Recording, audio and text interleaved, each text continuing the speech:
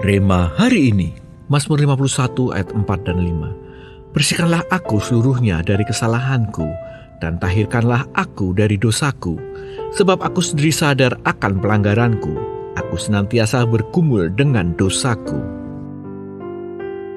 Setelah Nabi Nathan menegur dosanya bersama Batsheba, Daud sebenarnya memiliki banyak alasan untuk membela diri.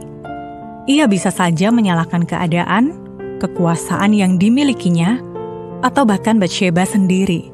Namun, Daud memilih jalan yang berbeda. Ia datang kepada Tuhan dengan hati yang hancur dan memohon pengampunan dosa. Dari hati yang bertobat itulah lahir Mazmur 51. Sebuah doa yang menjadi teladan bagi setiap orang yang rindu mengalami pemulihan.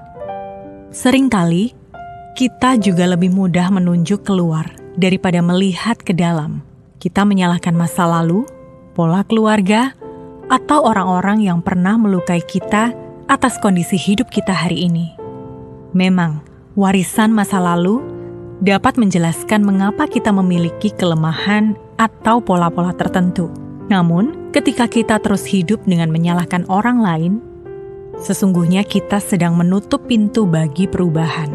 Hanya saat kita berhenti berkata, "Mereka yang membuatku seperti ini," lalu mulai berani berkata, "Tuhan, ubahlah aku," maka proses pemulihan mulai terjadi.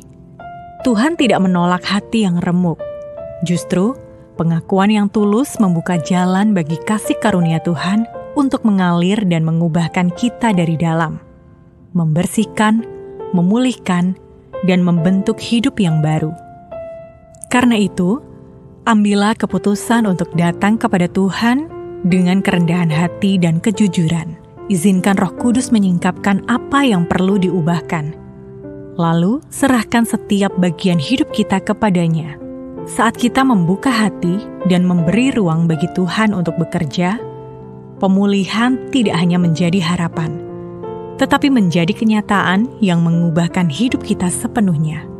Dia akan memerdekakan kita dari warisan negatif dan memulai warisan yang baru bagi generasi berikutnya.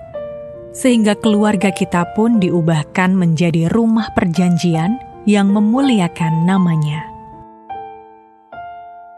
Bagian mana dalam hidup Anda yang perlu Anda akui dengan jujur di hadapan Tuhan? Mengapa Anda perlu berhenti menyalahkan orang lain atas kondisi hidup Anda? Langkah apa yang akan Anda ambil untuk memberi Tuhan ruang untuk mengubahkan diri Anda? Tuhan, kami datang dengan kerendahan hati mengakui setiap kesalahan kami. Ampuni dan tahirkan hidup kami dari dosa. Lepaskan kami dari sikap menyalahkan orang lain. Bentuk hati kami agar peka terhadap suara-Mu dan mau diubahkan sepenuhnya. Pimpin kami hidup benar di hadapan-Mu. Di dalam nama Tuhan Yesus kami berdoa. Amin. Pemulihan dimulai ketika kita berhenti menyalahkan orang lain dan mulai mengizinkan Tuhan mengubah diri kita.